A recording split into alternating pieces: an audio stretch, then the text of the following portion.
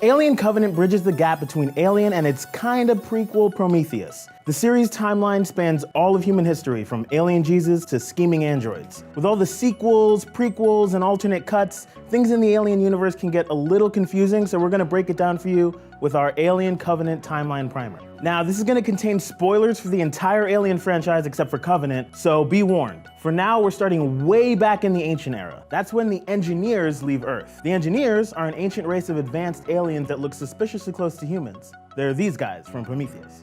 They hang around on ancient Earth for a while, and when they leave, one of their race stays behind to sacrifice himself. He drinks some black potion and dissolves into a waterfall, seeding the planet with his DNA.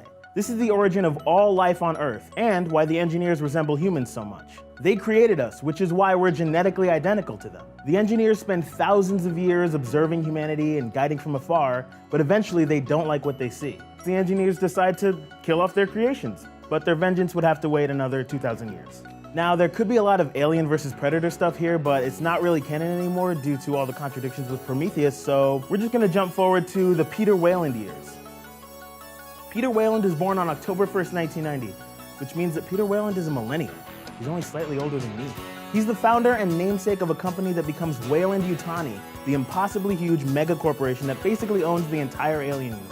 The next 100 years involve Weyland inventing all the sci-fi stuff that makes Alien possible. He kicks off industrial spaceflight and ends global warming by 2015, and he even cures cancer in 2022. And by 2025, he creates David, the first in a series of androids that would develop into Michael Fassbender's David 8 in Prometheus, Walter in Covenant, and other androids that we'll see later. In 2031, we start terraforming the moon. A few more Weyland breakthroughs later, we're colonizing deep space by 2039. That's the same year we discover the planet where the alien action happens. Well, 2 planets. And they're not so much planets, they're actually moons. It's kind of an Endor situation. The first moon, LV-426, is where the Nostromo crew discovers the derelict engineer ship in Alien. It's also where Weyland-Yutani establishes the colony of Hadley's Hope, the setting of Aliens, the Prequel. The second moon, LV-223, is central to the events of the Prometheus saga. In 2089, 2 scientists, Shaw and Holloway, find an ancient star map. It points to LV-223, hinting that humans were created by ancient aliens. Shaw and Holloway plan a trip to meet the Engineers, which is funded by an extremely old Peter Weyland. He thinks the Engineers will somehow make him immortal, even though he's like 100 at this point.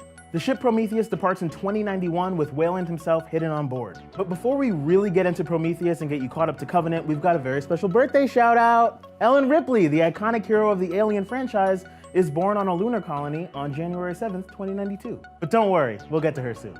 The Prometheus expedition arrives in 2093. The crew, including Weyland and a David 8 android, find statues, a bunch of dead engineers, and stone cylinders filled with this weird black liquid. Now, this liquid is actually a bioweapon. The Engineers are super salty, so they whipped up a genetic supervirus to wipe us all out. It turns people into raging mutants. David purposely infects Holloway so that when Holloway and Shaw have sex, Shaw is impregnated with an alien squid baby. And while the infected crew members are trying to kill everybody, David discovers a living engineer.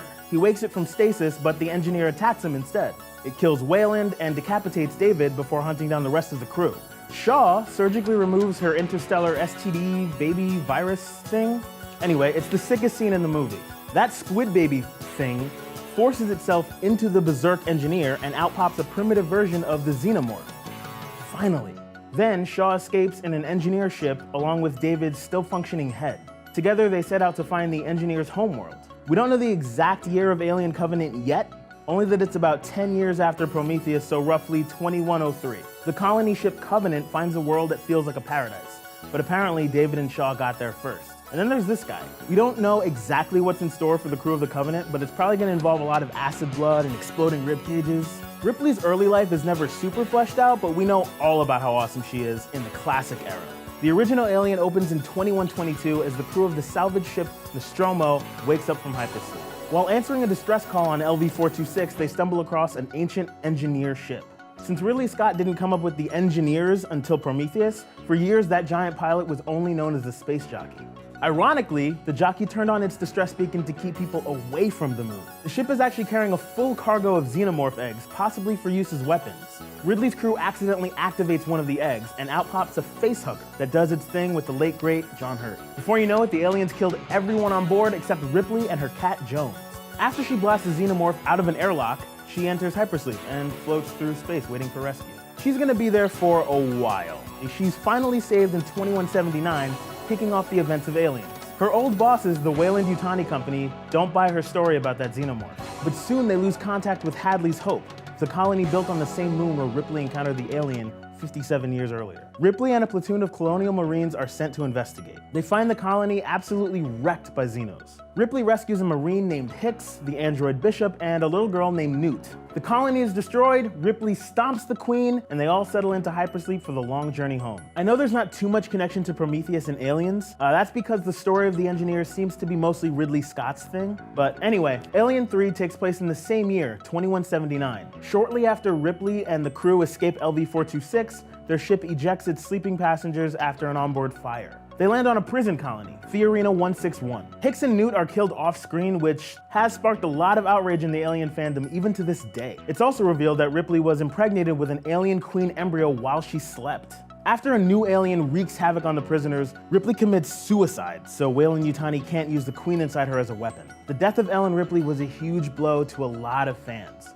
Even though Sigourney Weaver came back for one more movie, things never felt the same in a post-Ripley world. Finally, we've come to the last canon entry in the series, which I know is everybody's favorite, Alien Resurrection. After resting in peace for 100 years, the US military clones Ripley in 2179. Weyland-Yutani is long gone. Now the government is obsessed with weaponizing aliens. The clone Ripley's DNA is spliced with the Xenomorph Queen's, giving her superpowers, acid blood of her own, and empathy for the aliens.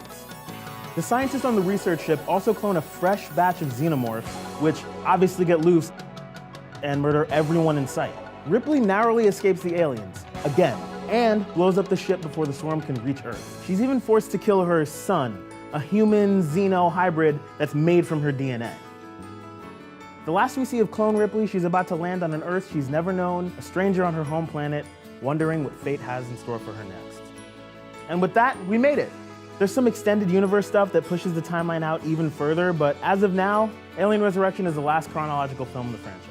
It's not the most complicated canon in the world, even if there are some hiccups. Now that we're all caught up, we're ready to see how Alien Covenant is gonna fit into everything. Will it answer the lingering questions about the engineers' motives and the true nature of their relationship with the Xenomorphs?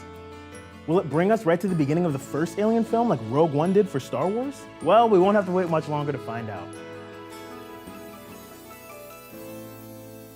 Hey guys, my name is Gerald. Thanks for watching Now This Nerd. I learned a lot in that video, actually. Did you know that Peter Weyland was a 90s kid? Did he play Metroid? Probably, right? That makes sense. What did you guys learn? Do you think AVP should be canon? Colonial Marines? Isolation? There's a lot out there. Let us know what you guys thought in the comments below. And again, thanks for watching.